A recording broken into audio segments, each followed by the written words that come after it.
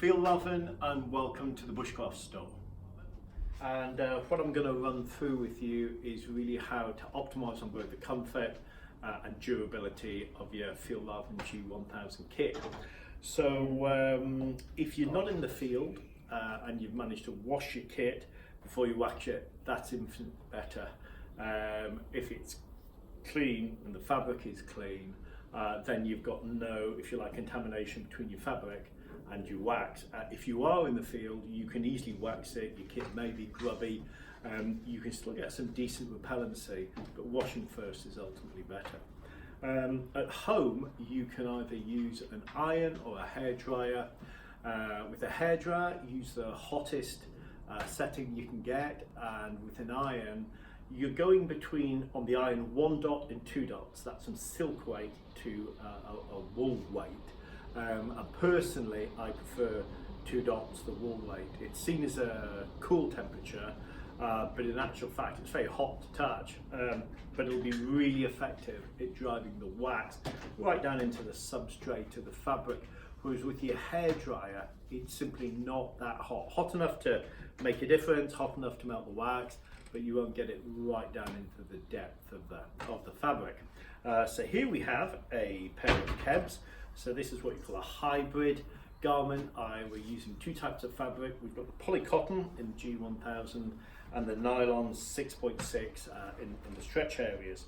Now going back to your wool setting, on a wool setting on 2 dot, you'll do absolutely no damage to your stretch fabric. Don't take it any hotter than that towards your cotton setting, because it can get a bit sticky, but on wool you'll be absolutely fine. So what I'm going to do here is look at the backside first. I'm going to get my wax, and just prior to this I've cleaned just the fluff that I've picked up previously waxing off the wax bar. The G1000 fantastic Swedish beeswax with just a touch of paraffin to give the wax its subtlety. Certainly won't smell of paraffin, don't worry about that. And in this backside panel here, I'm just going to concentrate a wee bit more on the stitching, where ultimately the fabric has been punctured. One of the beauties of G1000, you'll probably know, is its breathable quality. So we don't want to put a liner in it, we don't want to put a coating on it, but nevertheless, if a fabric's punctured, that's where the water's going to go. So I'll just start by going around the seams here, and on the articulated point there, move the trouser around and just sticking to those seams.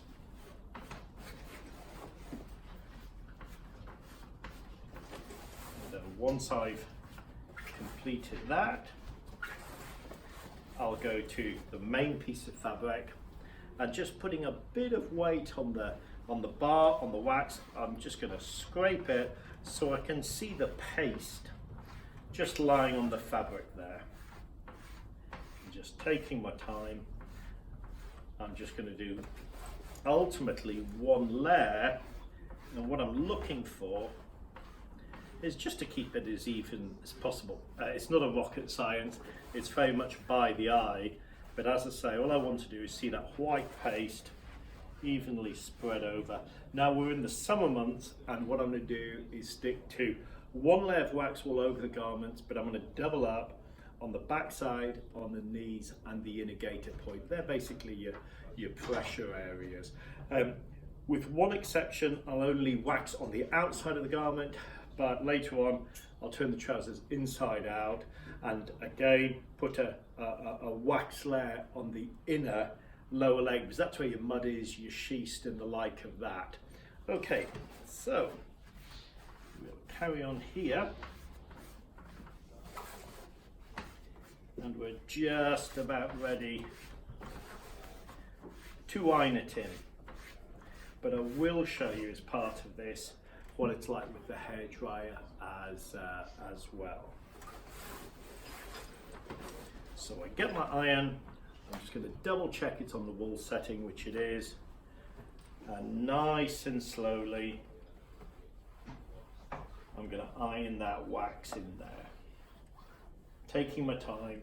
As I say, I can't emphasize it enough, you'll do absolute 0 damage on a wool setting. to either the G1000 fabric or your 6.6 stretch nylon. But the real benefit is we're just driving that wax into the substrate of the fabric. Take your time, make sure you cover all the seam areas, and then the main block of the fabric.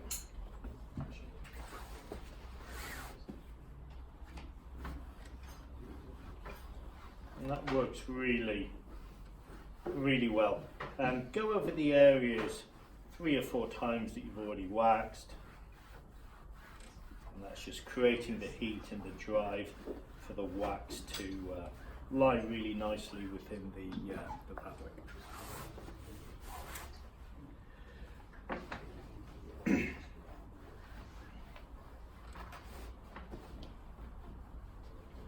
So that is the back side, evenly done and looking good. You'll notice when you're re-waxing a garment, you haven't waxed it for some time, it really does give it some body. And yes, it adds a wee bit of weight, but it's fantastic for the fabric. So here, I'm now going to do the pockets on the upper garment. And when you're waxing your kit, don't forget to open up your popper in the pockets and do the inside of the flap as well. Again, paying particular attention to your stitching points. You've got to gusset there to get the side of the bar, get in there. And what I won't do with these trousers, because they're still relatively new, but with the icon here of the Arctic Fox with your leather, you know, comes year 3 or 4 when you've tumble dried it a good few times or air dried it, your leather will tend to dry out. So just get some really nice quality full grain wax with a conditioner in it, and just knead that in, and that'll treat the wax really well within the leather. So again, taking my time, just iron that pocket there, paying particular attention to that flap and gusset here. And as you can see, I can go over the 6.6 nylon and I'll do no damage at all.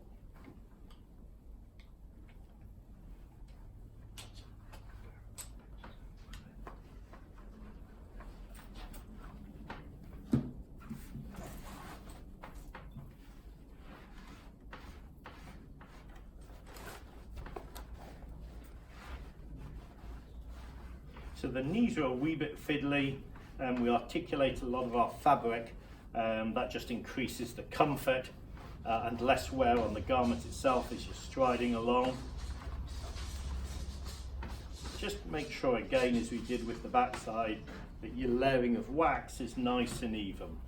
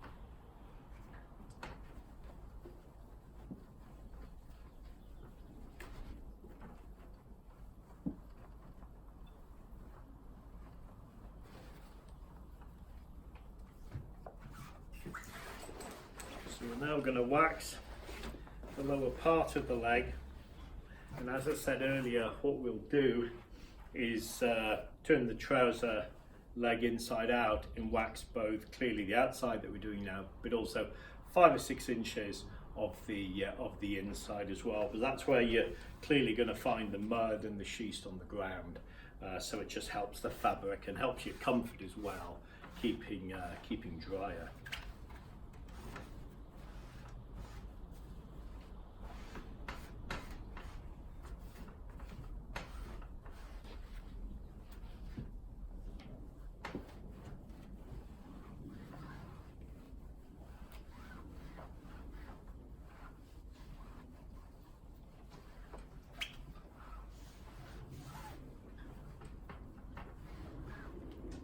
So with your bottom area here on your Vida Pros and here on the cabs, you've got quite a bit of metal work with these rivets here where we can crank down the trouser bottom, or if we're venting we can release it. The main feature there when we're cranking down is really to help prevent ticks when you're walking through savanna, grassland, heathland, heather, getting onto your lower ankles, etc., and doing what ticks do, so you can crank that down. But there's a wee bit of metal work there. There's also a gaiter hook here that sits in the garage if you're not using it. So because it's a bit intricate, that's where your hairdryer really comes in handy. So nice and hot.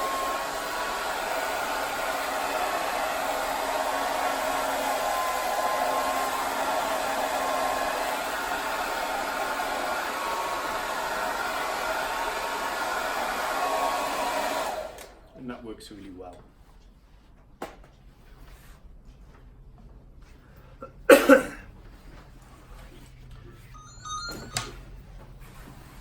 Something to bear in mind is there's obviously two sides of fabric to wax here. Wax one side and iron that side and then repeat it the other side. Although it's much easier to wax both sides at the same time, all you're doing on the lower side of the surface where the iron isn't hitting, it's hot enough just to take the wax off that surface you've just applied it to and put it on the board. So just take your time and one side at a time.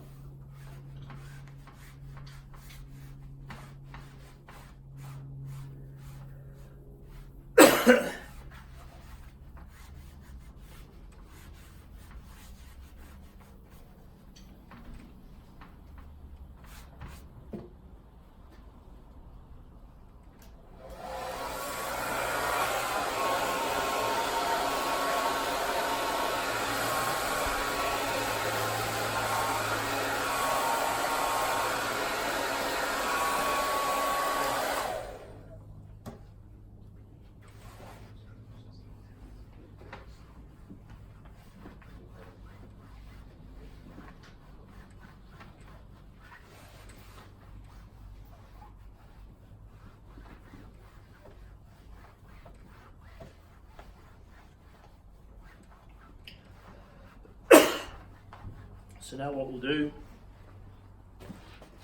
is turn the trouser inside out.